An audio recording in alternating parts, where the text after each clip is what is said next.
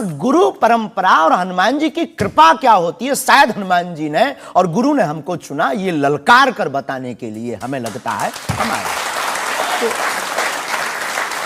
इस देश में तो बहुत सारे लोग हैं जो हनुमान जी के भक्त हैं, करोड़ों लोग। हाँ, मंगलवार को शनिवार को मंदिरों में जाते हैं, व्रत रखते हैं, प्रसाद चढ़ाते हैं, तो हनुमान जी ने आपको क्यों पकड़ा? कुछ ज्यादा ही घनिष्ठता होगी हमारी, उनको ज्यादा मोहब्बत हम पर आई होगी। लेकिन इस करोड़ों लोगों में हनुमान जी के लाखों भक्त हैं, उन्होंने अपने लिए मांगा और हमने पूरी विश्व के लिए मांगा। इसीलिए हमें लगता है कि हम में और बाकियों में अंतर है। देखिए, आपने क्या मांगा, इसके कुछ वीडियोस मैंने देखे हैं। वाह। आप लोगों से कह रहे हैं कि आपके पास जितना चाहे दान दे दो, अपना मकान दे दो, फ्लैट दे दो, बंगला दे दो, घोड़ा दे दो, गाड़ी दे दो, सोना चांदी, बैंक, एफडी, मंगलसूत्र, अंगूठी, लुगाई लड़का छोड़ के सब मुझे दे दो। ये हमारा डिस्क्लेमर रहता है दरबार के पहले का। लोगों को जो भावनाएं रहती हैं कि गुरु परंपरा के लोग और साधु लोग दरबार इसलिए लगाते हैं, भगवान को इसलिए रखते हैं कि ये कमाई का जरिया बनाते हैं। और हमने अपने दरबार में बैनर लगा करके, वो माइक पर ठोक करके बोलते हैं कि यहाँ किसी भी प्रकार का शुल्क, फीस, दक्षिणा नहीं लगता। पर अगर तुम शिष्य मानते हो अपने आप को और हम गुरु हैं, तो गुरु परंपरा के नाते अगर कुछ भी तुम दे दो, अगर आप भी इंडिया टीवी का ये हाउस हमारे नाम करें, हमें कोई दिक्कत, और लेते भी हैं। लेना बुरा नहीं है, उपयोगिता बुरी है, लेकर के उसका सदुपयोग करते या दुरुपयोग करते। हम लेते हैं, कोई अगर देता है तो स्वीकार करते गुरु के नाते। हम उस परंपरा से हैं जहां अंगूठा तक दान गुरु को दे दिया जाता है, हम भी लेते हैं। कितना कमा लेते हैं? हमारी तो कोई फिक्स कमाई नहीं है, क्योंकि हमारी कोई कंपनी या बिजनेस नहीं है। कोई चढ़ा जाता है, हमारे पास करोड़ों सनातनियों का प्यार, लाखों करोड़ों लोगों की दुआएं, हजारों संतों का आशीर्वाद, इतनी कोई हिसाब किताब तो रखता होगा ना कि कितना पैसा आया। जितने सनातनी उतनी कमाई, हिसाब आप लगाओ।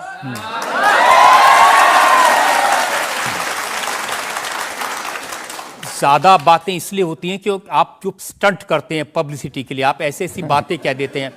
आप कहते हैं कि बिना वीजा के हनुमान जी रावण की लंका में घुस गए थे। ये जो मॉडर्न युवान भाई बहन है, इनको लंका प्रवेश के बारे में बताएंगे तो इनको ये लगता है कि ये घिसी पिटी बातें इनके दादा परदादा बताते रहे, ये बेचारे ऊब गए। इनको कुछ ऐसा चाहिए कि उस अध्यात्म से ये कनेक्ट हो पाए। और जैसे रावण ने मुझसे फोन पे बात की। हाँ, बिल्कुल, हम वही बोलने ही वाले थे। लगता है आज हमारी शक्ति आपके पास पहुंच गई। तो हमें आपको समझाना है, रावण से फोन का बात का मतलब सबके अंदर रावण बैठा है।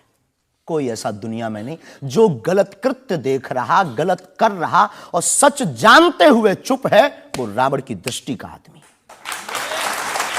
तो हनुमान जी लंका गए, इसको इन युवानों को कैसे जोड़े? इन्हें तो वीजा, पासपोर्ट, फॉरेनर ये शब्द पता है, तो इनसे कनेक्ट करने के लिए हमारा अध्यात्म इतना विशाल और इतना अथाह है कि उसमें कुछ भी आप डाल दो वो आप सोच रहे हैं कि आपको अध्यात्म पता है, इनको नहीं पता। इस देश की जनता को आपसे ज्यादा अध्यात्म पता है। ऐसा हमने नहीं कहा। हाँ। हमें अपने हिसाब का पता है, उन्हें अपने हिसाब का। वो अपने में श्रेष्ठ हैं, हम अपने में अब जो कोशिश कर रहे हैं विद्यार्थी। हमने ऐसा कभी नहीं कहा कि हम श्रेष्ठ हैं, और ये आरोप हमें नहीं लगता कि ठीक है। आपका ये कहना कि मेरे पास एक गधा है जिसमें वाईफाई है और वो प्लेन में भी वाईफाई चलता है, ये मजाक की बातें नहीं है। लोगों की दृष्टि से, भावनात्मक दृष्टि से देखा जाए तो ये बहुत गहरा विषय है। मजाक की दृष्टि से अगर कोई देखेगा तो देखो, जाकी रही भावना जैसी प्रभु मूलत देखी तिन तैसी। भगवान की कोई लीला को सिर्फ रास लीला को उठाते हैं, लेकिन हम तो महाभारत भी उठाते हैं। तो अपनी अपनी दृष्टि है, हम ये मजाक में नहीं कहते। हम उनको बताना चाहते हैं कि हमारे देवी देवताओं से जो हमारे इष्ट की परंपरा की जो निशानी है वो अगर नज़दीक रहे, गुरु की निशानी अगर नज़दीक रहे, माता पिता की बातों की निशानी नज़दीक रहे, तो बेटा कभी गलती नहीं करेगा, वो चार चांद लगाता रहेगा। शास्त्री जी, इसको कहते हैं आप अंधों के शहर में आईना बेचने की कोशिश कर रहे हैं। ऐसा हमारा भाव नहीं है। अपितु हमारा भाव ये है कि उस केवल वाईफाई को हम बताते नहीं, उसकी महिमा भी बताते हैं और दरबार में आने वाले लोगों को उसकी महिमा का अनुभव भी कराते हैं। तो फिर वो जो बात मजाक की है ना, वो फिर अध्यात्म, आस्था, ईश्वर से जुड़ करके नास्तिक भी आस्तिक बन जाता है। देखिए, आपको भोले भाले लोगों को बताना चाहिए कि भाई ये मैं मजाक में कह रहा हूं, विनोद हम कहते है, भी हैं। और ये मैं असल हम में बहुत कह बार बोलते हैं विनोद हम कर रहे हैं, हम बहुत बार बोलते हैं। अब कोई हमारे विनोद को सीरियस ले ले तो वो उसका निजी अनुभव है। तो अब मैं लोगों को बता दूं कि एक बार बगैर टिकट पकड़े गए थे आप रेलवे में। हाँ, ये तो बताना चाहिए, बिल्कुल पकड़े गए थे। लेकिन ये भी बताइए कि हम टीटी से ही 1100 रुपया लेकर आए थे।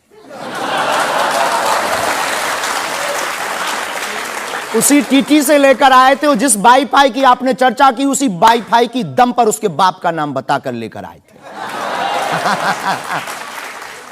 इसी तरह की बातें कह के ऐसे दिखाते हैं जैसे चमत्कार कर दिया, जैसे मेरे ऊपर हनुमान जी की बहुत कृपा हो गई, मैं भविष्यवक्ता हूं, और फिर जो भोले भाले लोग हैं वो प्रभावित हो जाते हैं। हमने कभी एक नहीं दावा किया कि हम चमत्कारी हैं।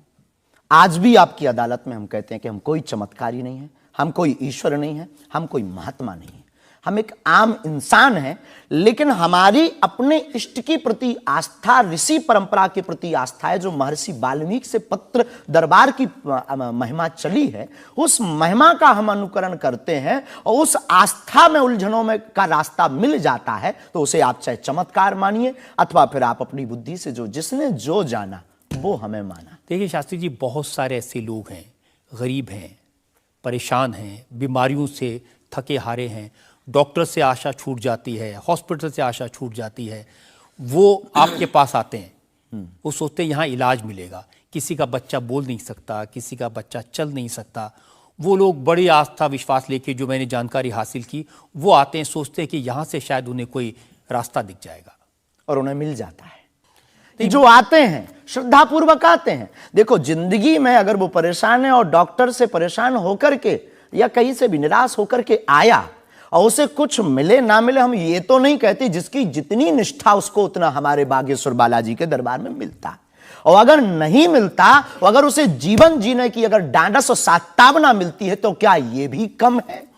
बिना पैसों में, बिना दक्षिणा दिए, बिना कुछ लगे अगर हनुमान जी से जुड़ रहा, अगर वो प्रभु से जुड़ रहा, अगर उसे जीवन जीने में 4 दिन की जिंदगी है, डॉक्टर ने कह दिया तो मर जाओगे, लेकिन बागेश्वर धाम के नाम से उसके चेहरे पे मुस्कुराहट है कि मेरा हारे का सहारा है, तो अगर ये मुस्कुराहट उसके चेहरे पर आती, इससे किसी को गुस्ताखी क्यों? देखिए, अगर बागेश्वर धाम आने से लोगों का इलाज हो जाता है तो फिर आपको कैंसर हॉस्पिटल बनाने की क्या जरूरत है? यही तो हम बताना चाहते हैं कि दुआ और दवा दोनों आवश्यक है। हमने ये नहीं कहा कि हम डॉक्टरों के खिलाफ हैं। अब मैंने पूछ लिया तो आपने दवा ऐड कर दिया उसमें। नहीं, हमने औषधालय बागेश्वर धाम पर खुलवाया है और मंदिर के समीप खुलवाया है। वहां पर ग्राम पंचायत का भवन है, वहां पर आयुर्वेदिक औषधालय है। दुआ और दवा मतलब नीचे दवा है और वहां ठीक नहीं हुए तो दुआ के लिए चढ़ जाओ मंदिर पर, दोनों काम करेगा, ठीक है।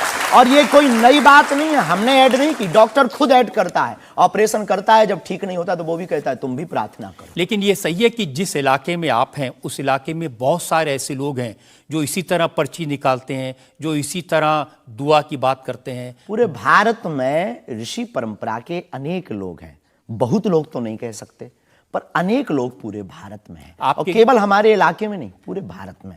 हमारे इलाके में बागेश्वर बालाजी की महिमा और दादा गुरुजी के पास दरबार से, कृपा से बहुत से महापुरुष और भी। मैं बताता हूं, एक लवलेश नाम के गुरुजी हैं, 20 साल की उम्र है, और वो भी इसी तरह से पर्ची निकालते हैं। वो भी इसी तरह से। हम कभी ऐसे मिले नहीं, इस भाव से हमारा कभी मिलना नहीं हुआ, और इस विषय पर उनका निज मत हो हम कह नहीं सकते, ईश्वर जाने। नहीं, मत तो पता नहीं, उनके ऊपर रेप का इल्जाम है और वो जेल में है, कह नहीं सकते। तो उस एरिया में ऐसे और भी बहुत सारे लोग हैं। अभी हम अर्जी लगाने के हिसाब से घूमे नहीं हैं। आप कहो तो इस बार जाकर के घूमेंगे कितने लोग हैं। अभी तो हमें एक पता है, छतरपुर जिले में एक गढ़ा गांव है, वहां बागेश्वर धाम है, वहां सदगुरु सन्यासी बाबा से परंपरा चली दरबार की, आप भी आइए। ये बात सही है कि देश में बहुत सारे ऐसे लोग हैं जो कहते हैं हमारे पास सिद्धि है। एक जयपुर में है, उन्होंने बताया कि मैंने कर्ण पिशाच को साधा हुआ है, और वो भी किसी की भी डेट ऑफ बर्थ बता देते हैं किसी के परिवार वालों का नाम बता देते हैं। हमारे पास ऐसी कोई सिद्धि नहीं है, ना हमने ऐसी कोई साधना कर रखी है। हमारे पास सिर्फ अपने इष्ट पर, हनुमान जी पर भरोसा है, जो अष्ट सिद्ध नवनिधि के दाता हैं। ना हम कोई डेट बताते हैं, ना हम कोई नाम बताते हैं, और अगर उनकी कृपा से पता चल जाए तो कोई बुरी बात नहीं।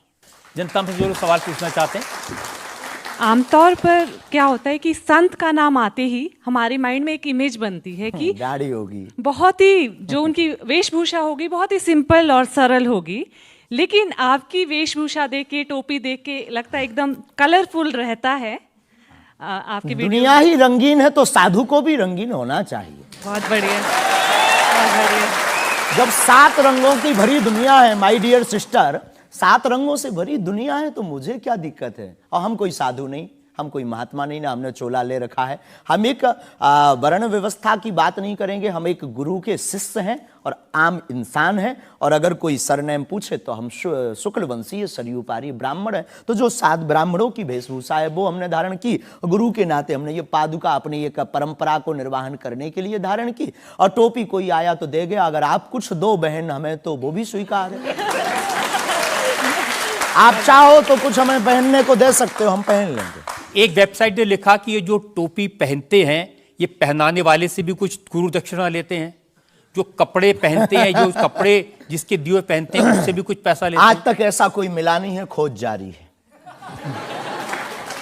किसी ने हमें आज तक दक्षिणा नहीं दी टोपी पहनाने के नाम पर या कपड़े पहनाने के नाम पर। हम तो राह चलते कोई मिल जाता है तो उसका पहन लेते, अपना दे देते हैं। हम तो साधु उस परंपरा के हैं, उस परंपरा के। लेकिन अच्छे लगते हैं आपको ये रंग बिरंगे कपड़े? बहुत आनंद आता है। क्या दिक्कत है साहब? किसी को दिक्कत है वो हमसे ज्यादा रंगीन पहने। एक शायर ने कहा कि जो खानदानी रईस हैं वो मिजाज रखते हैं नर्म अपना। आपका लहजा बता रहा है आपकी ये दौलत शोहरत नहीं।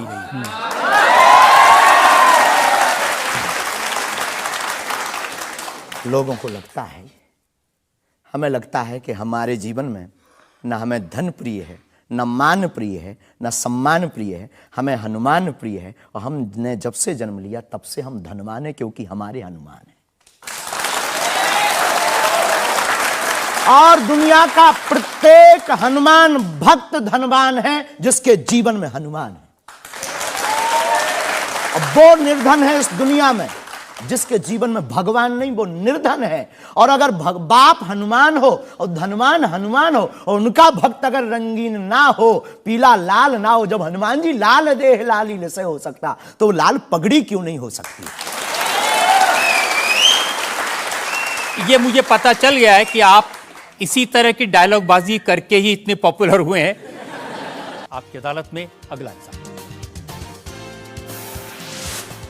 आपकी अदालत में बागेश्वर धाम के प्रमुख धीरेन्द्र कृष्ण शास्त्री पर इल्जाम है कि ये असभ्य भाषा का प्रयोग करते हैं। शास्त्री जी, कुछ लोग आपको पीठाधीश्वर मानते हैं, कुछ लोग गुरु मानते हैं, लोग महाराज कहते हैं, बड़ा आदर करते हैं, कोई संत कहता है, लेकिन आप जिस भाषा का प्रयोग करते हैं वो इस गरिमा के अनुकूल नहीं लगती कई बार। जैसे आपने एक पत्रकार को कहा कि तुझे नंगा कर दूंगा। ये साधु की भाषा तो नहीं हो सकती, ये संत की भाषा तो नहीं हो सकती। ब्राह्मण समाज पर कमेंट करने वाले एक व्यक्ति को आपने कहा मूर्ख, ठठेरी के बरे, नकट्टा। तो ये ठठेरी क्या होता है? कोई हम जातिवादी नहीं है, पहली बात तो हम ये क्लियर करें। नहीं, ये ठठेरी क्या होता है? ये हमारे बुंदेलखंड का एक भावनात्मक शब्द है, ठठरी। जब माताएं बड़ी आवेश में होती है और बालक कोई गलती कर देता है तो माताएं अपनी बालक को कहती हैं, अरे ठठरी के बरे सुधर जा, न कटा।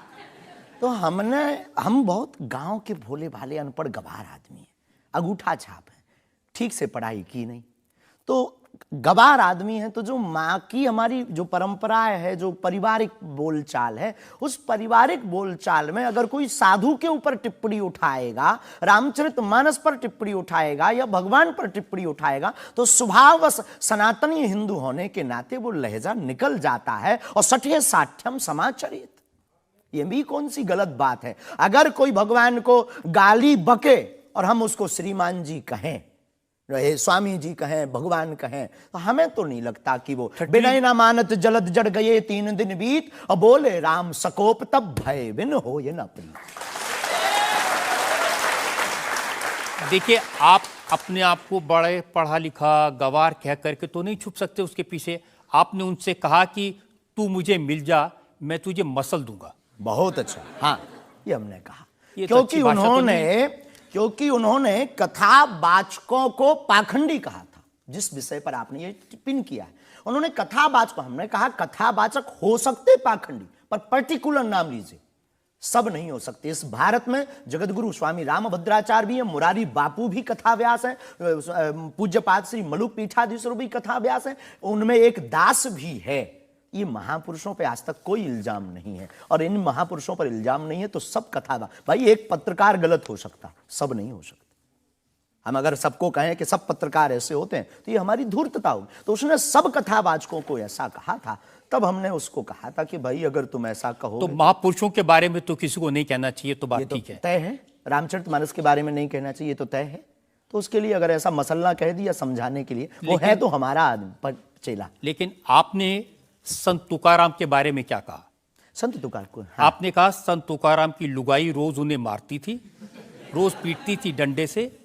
तो किसी ने उनसे पूछा, तुम रोज लुगाई से पिटते हो, शर्म नहीं आती? इसमें बोलचाल की भाषा में थोड़ा सा वो हुआ। हमने एक कथा पढ़ी थी एक पुस्तक में, उसमें लिखा था कि उनकी पत्नी झगड़ालू, बड़ी ईर्षालु थी, बड़ी विचित्र थी, और वो संत तुकाराम जी को एक बार गन्ने के लिए भेजती, गन्ना वो एक लेकर शाम को आते तो वो उनके शरीर पर प्रहार कर देती, एक गन्ने के 2 टुकड़े हो जाते। पर तुकाराम बहुत अद्भुत महापुरुष थे, उन्होंने कहा देख तू कितनी ज्ञानवान है, पहले गन्ना एक था, हम लोग 2 थे, तूने मेरे शरीर पर प्रहार करके गन्ने के 2 टुकड़े कर दिया, अब एक तू चूस एक मैं लूं। तो लेकिन हमारा आपने जो बोलचाल उसमें बिगड़ा आपने जिस अंदाज में कहा था वो सम्मानजनक नहीं था, समाज के लिए असभ्य था, इसमें कोई संदेह नहीं है। लेकिन हम अपनी भाषा से समझने का कोशिश करते हैं, जो कई बार हमारी भाषा लोगों के अनुरूप फिट नहीं बैठती। कभी नहीं, आपको नहीं लगता कि संत तुकाराम जैसे महान संत के बारे में ये कह दिया, उसके लिए हमने गलती माननी चाहिए? बिल्कुल, अगर ये किसी की भावनाओं को ठेस पहुंचा तो संतों के प्रति हमारे हृदय में अथाह प्रेम है, अथाह प्रेम। और हम स्वप्न में भी, हम तो खुद साधु परंपरा से जीवित हुए हैं, नालायक से बोलने लायक संतों के कारण हुए, और हम अगर संतों का अनादर करेंगे तो अपनी जिंदगी में हम रहेंगे कहाँ? तो हम तो विनम्रता पूर्वक अगर किसी को ठेस पहुंचा तो हमें नहीं लगता कि हमारे द्वारा उनको ऐसा कहा, लेकिन अगर किसी को ठेस पहुंचा और शब्द ऐसा मुंह से फिसल गया तो हम क्षमा प्रार्थी, कोई संदेह। अब मैं एक और उदाहरण आपको बताता हूँ। अच्छा किया कि आपने क्षमा प्रार्थना की, करना ही चाहिए साधु संतों के बारे में, अगर गलती से मुंह से कुछ निकल जाए, बहक करके अगर हो जाता तो कोई दिक्कत। आप बात कर रहे थे साईं बाबा के बारे में, और आपने कहा कि हमने सुना वो चांद मियां निकले। हाँ, सुना। आपने कहा कि कई बार लगता है कि 33 कोटि क्या कम पड़ गए, और समझदार के लिए इशारा काफी है जी। जिन साईं बाबा को करोड़ों लोग मानते हैं, करोड़ों की श्रद्धा उनमें है, उन्हें भगवान मानते हैं, उनकी पूजा करते हैं, उनके मंदिरों में लाखों लोग जाते हैं, उनके बारे में इस तरह की भाषा? बात ये थी, प्रश्न ये था क्या साईं बाबा हिंदू हैं या मुसलमान? हमने कहा हम तो उस वक्त थे नहीं भाई साहब, अगर होते तो देखते टोपी पहनते थे कि माला। तो हमने जो सुना है, कोर्ट ने कहा, ऐसा एक पत्रकार में पत्र वार्ता में निकला है कि वो चांद मियां है। उन्होंने, उनके जो कमेटी के लोग हैं, उन्होंने क्षमा मांगी, तो हमने यही बात उनको बता दी, बस प्रेस की बात बता दी। तो हमसे ज्यादा ये आरोप जिस पत्रकार ने ये छापा है उस पर उठना चाहिए। नहीं, लेकिन आपके कहने से लोगों की भावनाएं आहत हुई। हमारा किसी भी संत के प्रति अनादर नहीं, सब धर्मों के प्रति सम्मान है। जो जिस धर्म को मान रहा बलपूर्वक उसको मानना चाहिए। हम सिर्फ अपने धर्म के कट्टर हैं, सिर्फ ये बताना चाहते हैं हम आपको। तो साईं बाबा का सम्मान करते हैं आप? बेझिझक, संत के नाते, संत के नाते बेझिझक। हमें बाबा साईं बाबा से क्या आपत्ति है, क्या विपत्ति है? हमें अपने आप से आपत्ति नहीं है, हमें किसी साधु से कैसे आपत्ति हो सकती? क्योंकि जिस सनातन धर्म की आप बात करते हैं, वो वसुदेव कुटुंबकम सबसे पहले तो संयम, धैर्य, भाषा पर नियंत्रण, ये सब। लेकिन कब तक धैर्य, कब तक संयम? राम की यात्रा पर कब तक पत्थर सहेंगे? पालघर के संतों को बर्बरता के साथ मारा जाता है, कब तक सहेंगे? रामचरितमानस की प्रतियां जलाई जाती हैं, कब तक सहेंगे? संतों को पाखंडी इस देश में बताया जाता है, कब तक धैर्य और संयम रखें? एक दिन भगवान का भी धैर्य खो गया था और उन्होंने भी बाण मार करके समुद्र को सुखा दिया था और रावण का दमन कर दिया था। तो हम कब तक धैर्य, ये भोले भाले लोग, ये भोले भाले सनातनी कब तक ये धैर्य सहेंगे? और एक बात हम आपकी अदालत में बोल देते हैं, सनातन के लिए अगर हमारे प्राण जाते हों और अगर लोगों की दृष्टि में हम असंयमित हैं तो ये हमें बने रहने दीजिए। देखिए, सनातन धर्म के बारे में आप अच्छी बातें कही, किसी को आपत्ति नहीं है, लेकिन अभी जो आप इतनी जोर जोर से कह रहे थे कब तक बर्दाश्त करें, कब तक बर्दाश्त करें, तो कौन आपको बर्दाश्त करने को कह रहा है? जो ये प्रतियां जला रहे हैं, जो संतों को मार रहे हैं, जो सनातन के खिलाफ झूठा प्रचार कर रहे हैं, जो संतों के खिलाफ और सनातन की संस्कृति को छिन्न भिन्न करने के लिए मूवी बना रहे हैं। जब आप ऐसी बातें कहते हैं ना, तो असदुद्दीन ओवैसी जैसे लोगों को ये कहने का मौका मिलता है कि इन लोगों को अनाप शनाप बातें करने का अधिकार दे दिया सरकार ने। उनको लगता है कि इस तरह की बातें करते हैं उससे समाज में नफरत पैदा होती है, दीवारें खड़ी होती हैं। हम करें तो चोरी, वो करें तो सीना जोरी। उनके मंचों से मारने काटने की बात होती तब नहीं, अक्षरधाम में 40 हिंदुओं को मारा जाता तब नहीं है, उनके खुले मंच पर धर्म परिवर्तन करवाया जाता है तब कुछ नहीं होता है। उनके खुले मंच पर संतों को, कितने संतों की हम आपको वीडियो क्लिप ना दिखा दें, उनके खिलाफ टिप्पणी की, गाली बकी गई, यहां तक कि हमको भी रोज 500 गालियां आज दी जा रही। तो क्या ये सही है? शास्त्री जी, हिंदू समाज में भी ऐसे बहुत सारे लोग हैं जो इस तरह की भाषा का इस्तेमाल करते हैं, जो इस तरह की धमकियां देते हैं, जो दूसरे धर्मों की भावनाओं को हमें नहीं आहत लगता करते कि हैं। हिंदू समाज धमकियां देता है, जवाब दे। समाज नहीं, हिंदू समाज में भी कुछ लोग ऐसे वो हैं कुछ लोग अगर जो हैं इसी तो तरह का भाषा का इस्तेमाल सबका करते तो नहीं कह सकते, हाँ। पर हम प्रति उत्तर दें। नहीं, जो लोग ऐसे लोग हैं उनके लिए भी आपको उसी सख्ती से बोलना चाहिए। हम किसी भी पंथ के विरोधी नहीं हैं, हम सनातन धर्म के कट्टर हैं और सनातन का विरोध, हमें मुसलमानों से डर नहीं है, ना पादरियों से, ईसाइयों से, अपने में भी रहने वाले कुछ जयचंदों से भी डर है जो सनातन का विरोध कर रहे हैं, हम उनके खिलाफ भी बोलते हैं।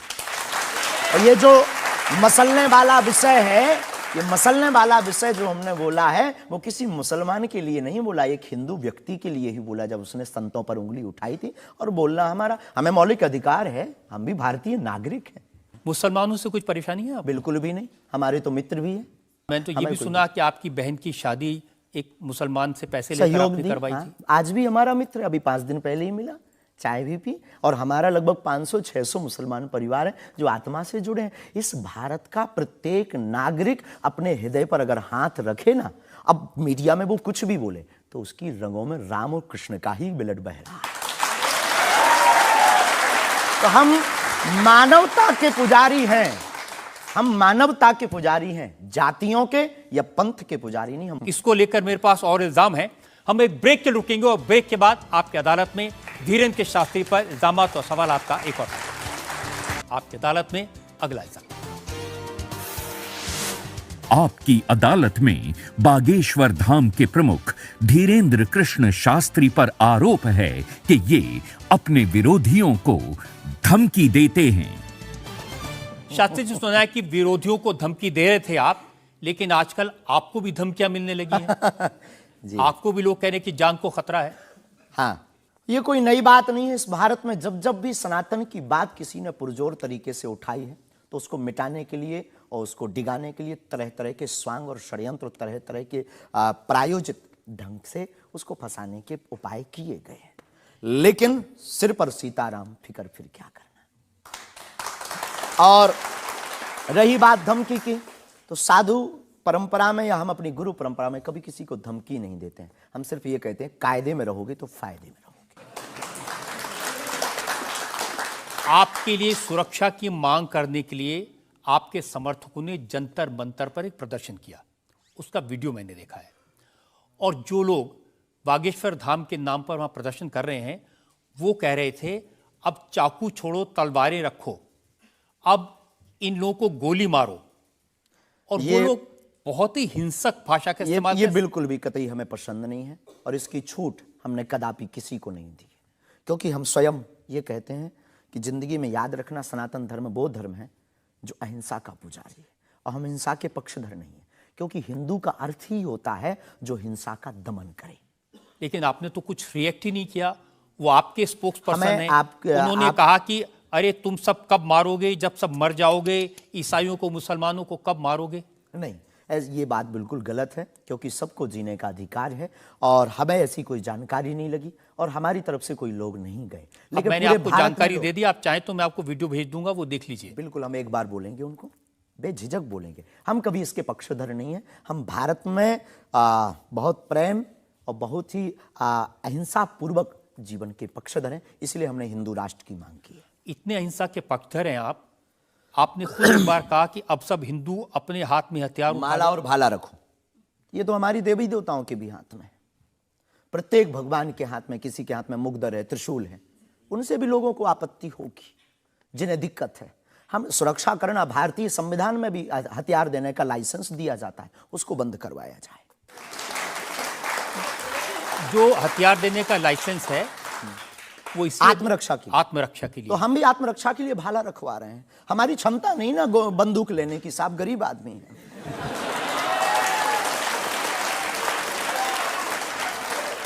जब आप इस तरह की बातें करते हैं ना, तो फिर सवाल ये उठता है कि आपकी सुरक्षा के लिए टैक्स पेयर क्यों पैसा दे, जनता क्यों पैसा दे? आप इस तरह की बातें करेंगे, भाला की बात करेंगे, बंदूक की बात करेंगे, गोली की बात करेंगे, तो धमकी मिलेगी।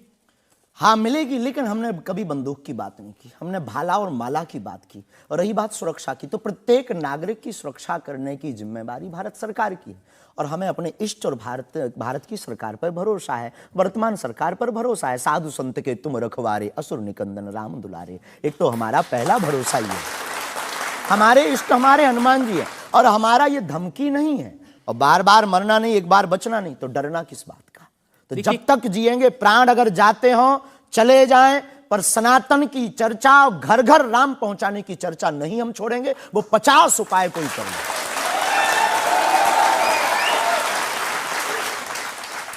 कोई ना कोई डर तो है। आप कहते हैं कि मैं अब बुलडोजर खरीदने वाला हूं, हिंदुओं एक हो जाओ, पत्थर मारने वालों पर बुलडोजर चलाओ। ये भी हमारा अहिंसात्मक बयान है, पूर्ण अहिंसात्मक। बुलडोजर कब से अहिंसात्मक हो गया? वाह, ये कुआं खोदने के भी तो काम आता है। तो हमने कहा कि अगर राम की यात्रा पर कोई पत्थर फेंकेगा तो बचाने के लिए भाई बुलडोजर खरीदो। और अगर किसी को अपनी शरीर की दिक्कत है या किसी को अपने पंथ को दिक्कत है, वो क्रेन खरीद ले, हमें क्या दिक्कत है? हम कोई रोक नहीं रहे हैं, लेकिन अभी हमारे पास इतना रुपया नहीं आया कि हम बुलडोजर लें। और अगर आप लोग सहयोग करेंगे तो हम रख लें। देखिए, ये डायलॉग मारना अच्छा है, डायलॉग नहीं, लोगों को मजा भी आता है। गुरु की परंपरा के अनुसार हम सिर्फ एक बात बताते हैं। हाँ, लोगों को डायलॉग ये लगता है। कैसे गुरु हैं जिनकी परंपरा में कभी भाला, कभी बुलडोजर, और फिर कहते हैं मैं अहिंसा की ये बात हमारी करता हूं। ऋषि परंपरा है, ये भगवान राम की परंपरा है। अच्छा, धनुष भगवान बाण राम के लिए। टाइम पर बुलडोजर आते थे। भगवान राम धनुष बाण लिए थे। अब थोड़ा टेक्नोलॉजी बढ़ गई है, तो टेक्नोलॉजी के हिसाब से हमें भी बदलना चाहिए। परिवर्तन प्रकृति का क्या नियम करेंगे, है। क्या करेंगे बुलडोजर का? आत्मरक्षा। घर के बाहर रखेंगे कि देख भाई तू आना मत, ये भी है भाई। बंदूक जो इनके पास होती, सिपाहियों के पास चलाते थोड़ी हैं अनेक बार, वो तो दिखाने के लिए होती है कि तू कुछ करना। आप जो बातें कह रहे हैं ना कि सिपाहियों के पास भी बंदूक होती है, जो सीमा पर रक्षा करते हैं उनके पास बंदूक होती है, हमारे पास क्यों नहीं हो सकती? ऐसी बातें जानते हैं, मैंने किससे सुनी थी बहुत साल पहले, भिंडरान वाले से। ये कौन है? भिंडरान वाले पंजाब में जो आतंकवाद फैला था उसके सिंबल थे। नहीं, हमने कभी बंदूक की बात नहीं की, बुलडोजर की। उनसे मैंने ये सवाल पूछा था। उन्होंने बुलडोजर रखी थी। मैं आपको बताता हूं, उनसे मैंने, देखिए ये मजाक की बात नहीं है, मैंने उनसे सवाल पूछा था कि उनकी आपत्ति क्या थी कि जो हिंदू हैं वो यज्ञोपवीत क्यों पहनते हैं और सिख लोगों को कृपाण लेकर जाने की इजाजत क्यों नहीं होती। तो मैंने उनसे कहा कि यज्ञोपवीत से क्या नुकसान किसी को हो सकता है? तो उन्होंने कहा नहीं, इससे भी गला घोट के मारा जा सकता है। मैंने कहा आप तो बंदूक की बात कर रहे हैं। तो उन्होंने यही कहा था कि सिपाहियों के हाथ में भी तो बंदूक होती है, वो भी आत्मरक्षा के लिए। तो ऐसी बातें जो लोग गुरु परंपरा के लोग हों उनको नहीं कहनी चाहिए। आपकी दृष्टि से कह सकते हैं, लेकिन हमें लगता है कि आत्मरक्षा के लिए सब कुछ जरूरी है और वर्तमान समय में आवश्यक है। और बुलडोजर की बात अगर कहें तो बुलडोजर का पूर्ण अहिंसात्मक बयान है और किसी व्यक्ति से अगर आप जोड़ रहे हैं तो वो उसका निज मत है। हमारा मत बंदूक की तरफ। सनातन धर्म का मत क्या है? सनातन धर्म का मत है सत्य, अहिंसा, दया, क्षमा, दान, जप, तप। मारकाट की बात तो नहीं करता। वीरता भी है, ये वीरता का प्रतीक है बुलडोजर। बुलडोजर। चाय भी मंगवा दो साहब। अच्छा, हम चाय पियेंगे, हमें चाय की पीना बड़ी चाहते आदत हैं। है। हाँ, तो पानी और चाय दोनों भेजा जाए। जी जी। वैसे तो संतों को चाय पसंद नहीं आती है ना? लेकिन आपके बारे में जितना मैं रिसर्च की हूँ, मुझे पता चला है आपको चाय बहुत पसंद है। क्या ये सही है? जी बहन, बहुत सही बात है। जो कौन सी चाय अदरक पसंद वाली करते चाय। हैं? अदरक वाली चाय, और हमारे दादा गुरुजी को बहुत प्रिय है। इस चाय से हमारी याद जुड़ी हुई है दादा गुरु से। हम 2 भाई हैं वैसे तो, पर ताऊ चाचा के मिलाकर के 10 भाई हैं। और हम जब दादा गुरुजी के पास जाते थे तो सब ऐसे ही बैठते थे। तो दादा गुरुजी बहुत सिद्ध महापुरुष, बहुत कम बोलते थे, महापुरुष थे। तो वो चाय पीते थे तो अपनी जूठी चाय, खूब ये जो नरेली है, इसकी आधी चाय हमको देते थे। तो हमारे जीवन में हमें ये लगा कि ये नालायक से बोलने लायक गुरु के इस प्रसाद के कारण बना है। और प्रत्येक, इसके पीछे एक और रहस्य है, प्रत्येक बालक को अपनी परंपरा को छोड़ना नहीं चाहिए, चाहे किसी भी लेवल पर पहुंच जाए। शायद ये भी सूत्र है। शुरुआत जहां से हुई, गुरु से शुरू जिसका जीवन हुआ, उसे कुछ भूलना नहीं चाहिए। इसलिए हम भूले नहीं, ये शायद हमें लगता कि हमारी अच्छी आदत है। चाय बुरी आदत, क्षमा कीजिए, युवानों से प्रार्थना है मत पीना, हम नहीं रुकेंगे।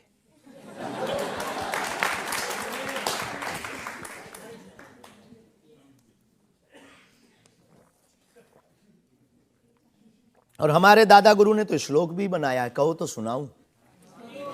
चाय पर श्लोक। चाय पर श्लोक आपने नहीं सुना होगा, एक बार सुन। केटली गर्भ संभूतम शक्कर पत्ती मिश्रितम कप मध्य विराजते देवी ओम चाय चंडिकाय नमो नमः। और केवल इतना ही नहीं, चाय और चाह दोनों जिंदगी में बहन जरूरी है।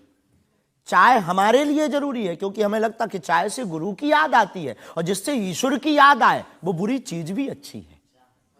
और चाह, परमात्मा को पाने की चाह भी जिंदगी में बहुत जरूरी है। जिसके अंदर ईश्वर को पाने की चाह होती, वो आदमी भी नंबर 1 का होता। चाह पैसों से आनों में आती रही, चाह आनों से रुपया बनाती रही, चाह रुपयों से नोट बुनाती रही, चाह नोटों से कोठी चुनाती रही, चाह कोठी में मोटर मंगाती रही, चाह मोटर से होटल में जाती रही, चाह होटल में बोतल खुलाती रही, चाह क्या क्या ना करती कराती रही।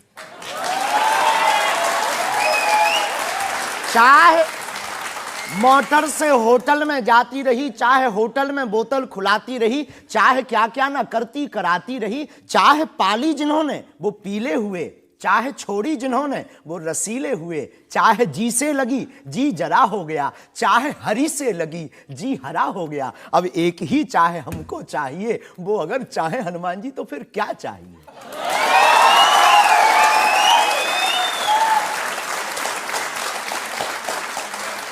अब आप ये मत कहना कि ये डायलॉग बाजी है क्योंकि हम आपकी अदालत में ये कहते हैं, हमारा कोई भी बयान डायलॉग नहीं है। हमारा प्रत्येक बयान हमारे युवाओं को और भारत को जगाने का है। मैं तो सोच रहा था कि आपको पहले से पता होगा कि मैं क्या पूछने वाला हूं। शायद ये जो चाय आप पीते हैं, इससे एनर्जी आती है, ऊर्जा आती है, शक्ति मिलती है? लगभग गुरु की याद आती है। और देखो चाय पीना, देखो सच बात यह है कि चाय पीना ठीक नहीं है, चाय हानिकारक है, भूख मारती है।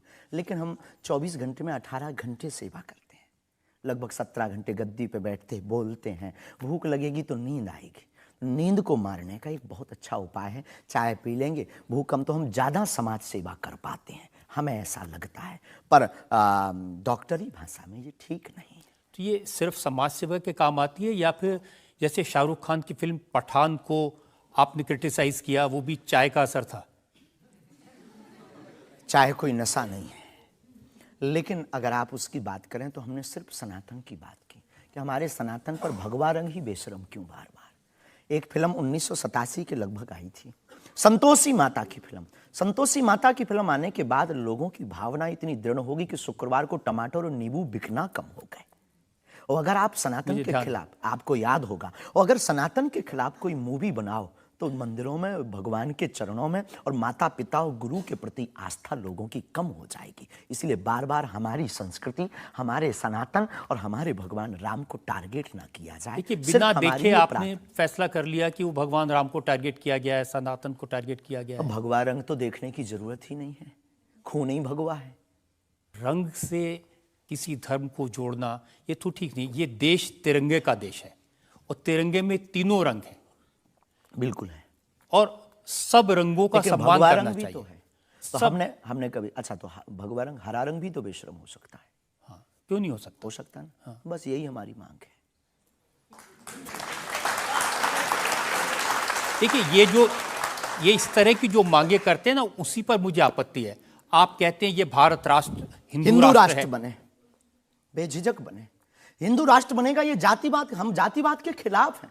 कब तक गालियां जातिवाद के नाम पर, कब तक राजनीतिक रोटियां सेकी जाएंगी? ये बंद करो अब। कब तक जातिवाद के नाम पर वोट लेंगे? आप ये बंद करो। भारत को हिंदू राष्ट्र बनाओ, सामाजिक समरसता होगी, सब में समानता होगी, सौहार्दता होगी, न पत्थर गलेंगे, न रामचरितमानस जलेगी, न राम के ऊपर कोई टिप्पणी होगी। हिंदू राष्ट्र होगा तो राम राज्य आ जाएगा। भारत विश्व गुरु है। शास्त्री जी, ये जो देश है ना, ये भारत के संविधान से चलता है। वो संविधान जो बाबा साहब अंबेडकर ने बनाया था। क्षमा कीजिए, हम उसके आदर करते हैं, हमारे पूर्वजों ने स्वीकार किया। कहां आदर कर रहे हैं? वो संविधान कहता है ये धर्मनिरपेक्ष राज्य है, इसमें रिलीजन के नाम से इसको देश नहीं बनाया जा सकता। संविधान का प्रथम पृष्ठ ही भगवान राम के चित्र से प्रारंभ होता है। हाँ, बिल्कुल। संविधान का प्रथम पृष्ठ, जिस देश का संविधान भगवान राम से प्रारंभ हो, तो क्या वो हिंदू राष्ट्र, राम राज्य नहीं हो सकता है? वही संविधान जो भगवान राम के पृष्ठ से शुरू होता है, वही संविधान कहता है कि भारत एक धर्म निरपेक्ष हमने ऐसा राज्य सुना है, पढ़ा नहीं है, पूछना नहीं, पंथ निरपेक्ष कहा है। धर्म तो सिर्फ सनातन नहीं, धर्मनिरपेक्ष। हाँ, तो धर्म सिर्फ सनातन है, बाकी सब पंथ। देखिए, और जो देश धर्मनिरपेक्ष नहीं होते, जैसे हमारे पड़ोस में पाकिस्तान धर्म के आधार पर बना, उसका क्या हाल है ये आप देख रहे हैं। देख रहे हैं। लोगों के पास खाने को रोटी नहीं है, आतंकवाद चरम सीमा पर है। जब इस्लाम के नाम पर देश बनेगा, धर्म के नाम पर बनेगा, तो ये होगा। बिल्कुल बात सही है आपकी, लेकिन हम आपको बता दें, बाकी सब पंथ हैं, धर्म सिर्फ सनातन है। सुप्रीम कोर्ट के सामने ये मामला आया था और सुप्रीम कोर्ट ने क्या कहा था, एग्जैक्ट वर्ड्स मैं आपको बताता हूं। सुप्रीम कोर्ट ने कहा कि भारत जैसे धर्मनिरपेक्ष देश में धर्म के आधार पर घृणा फैलाने की, लोगों को बांटने की गुंजाइश नहीं है। जी, सुप्रीम कोर्ट तो का ये नहीं करना चाहिए। हमारी तरफ से आदर है, लेकिन भारत हिंदू राष्ट्र था, है, बस घोषणा की जरूरत है। देखिए, आप रंग के नाम पर फिल्मों का विरोध करते हैं। आपने कहा कि ये फिल्म नहीं चलने देंगे। हम सिर्फ सनातन के विरोधियों का विरोध करते हैं। कोई रंग से, कोई व्यक्ति से, किसी संप्रदाय से हमारा कोई विरोध नहीं। सनातन के विरोधी से हमारा विरोध है, वो किसी भी बिरादरी या समुदाय या समाज का, चाहे भले ही क्यों। आपको यह भी समझना होगा, जिस फिल्म का आप इतना विरोध कर रहे थे, जिसको आप कह रहे थे कि लोग देखने ना जाएं, उसको करोड़ों ने देखा और वो लोग सुपरहिट फिल्म हुई। होनी भी चाहिए। हमने सुना सुधार भी किया है, और सुधार करके कोई करे तो फिल्मों से हमारा कोई विरोध नहीं है, क्योंकि वो एक कला है और कला के प्रति हमारा सम्मान है। नहीं, लेकिन आप तो बार बार, कभी आप आमिर खान की फिल्म का जिक्र करते हैं, कभी क्योंकि वो पीके वाली मूवी बना करके भगवान को गाल पर चिपका करके शंकर जी को बाथरूम में बंद करता है। तो क्या ये सही है? जिसके प्रति हमारी आस्था है, लाखों लोग कहेंगे इस बात को सुनने के बाद, जिनके प्रति हमारी आस्था है, उनके साथ ऐसा मजाक किया जाए, भगवान के साथ खिलवाड़ किया जाए, क्या ये सही है? और उसकी बात बोलना अगर विरोध है तो हम मरते दम तक विरोध करेंगे। शास्त्री जी, मुझे कभी कभी लगता है कि चूंकि आपकी उम्र कम है, जैसे आप भिंडरान को नहीं जानते, ऐसे ही फिल्मों का इतिहास भी आप नहीं जानते। एक फिल्म आई थी बैजू बावरा, उसमें एक भजन था, मन तड़पत हरि दर्शन को आज, जो सबसे हिट था। इसे लिखा शकील बदायूनी ने, म्यूजिक दिया नौशाद ने, गाया मोहम्मद रफ़ी ने। हम आपको बहुत विनम्रता पूर्वक कहें कि हम किसी भी समुदाय के विरोधी नहीं हैं। पुनः हम कहते हैं, हम रहीम को मानने वाले और कबीर का सम्मान करने वाले हैं। हम शेख मुबारक के साथ मित्रता निभाने वाले। ये आपको समझने की जरूरत है, ये मलिक मोहम्मद जायसी और रसखान का देश है जहां पर उन्होंने भगवान का गुणगान किया। हमने कभी विरोध नहीं किया, सम्मान किया, रसखान के पद गाए, रसखान के प्रति हमारा आदर है और भारत में सामाजिक सौहार्दता बनी रही, ये हमारी मांग है। और क्या ये नाजायज मांग है? नहीं, जिन आमिर खान का जिक्र कर रहे हैं, उन्होंने जब लगान फिल्म बनाई, उस फिल्म में जो भजन था वो जावेद अख्तर ने लिखा और रहमान ने उसका म्यूजिक दिया। जी, तो उसके प्रति सम्मान है। हमने सुना नहीं है, अभी तक उस फिल्म को देखा नहीं है, पर उसके प्रति हमारा सम्मान है। उसके प्रति हमारा कोई अगर वीडियो के लिए विरोध का मिले तो दिखाइए। मैं भेजूंगा आपको, यही आपकी नहीं, प्रॉब्लम है। हमारा विरोध उस गाने के प्रति नहीं, उस गाने के प्रति नहीं है। आप बस हमारा तो सिर्फ सनातन की बात है, फंडा सिर्फ सनातन सनातन। सिर्फ मैं कह रहा हूं कि आपको जिसका विरोध करना है उसके बारे में थोड़ी सी जानकारी हासिल कर लीजिए। आपको न मिले तो मुझसे पूछ लीजिए। बहुत अच्छा है, अब आगे से ये कोशिश करेंगे, लेकिन सनातन के लिए पूछ नहीं पाएंगे हम। सनातन पर उंगली उठाएगा तो इधर से भी डायरेक्ट सीधा सा होगा। ऐसा लगता है कि जैसे आपने सनातन धर्म के नाम पर धमकियां देने की दुकान खोल ली है। अगर किसी को यह धमकी लगती है तो उसे लगना चाहिए, क्योंकि प्रत्येक भारतीय नागरिक को बोलने का अधिकार है और हमें भी बोलने का अधिकार है सनातन के लिए, क्योंकि हमारा जन्म सनातन के लिए हुआ, हमारा जीवन सनातन के लिए है और हम मरेंगे भी सनातन। बोलने पर आपत्ति नहीं है, हम धमकी देने पर आपत्ति है। हम धमकी नहीं देते, हम सिर्फ ये कहते हैं कायदे में रहो तो फायदे में रहो। ये भारत राम का देश है, बस हम कायदा सिखाते हैं और गुरु का काम है कायदा सिखाना, धमकी नहीं। गुरु क्या डांट करके धमकी देता है? गुरु धमकी, अगर कुम्हार मटका बनाता है तो भीतर से हाथ भी तो लगाता है। तो हम तो गुरु परंपरा के हैं, तो गुरु के नाते हम समझाते हैं, माय डियर मेरे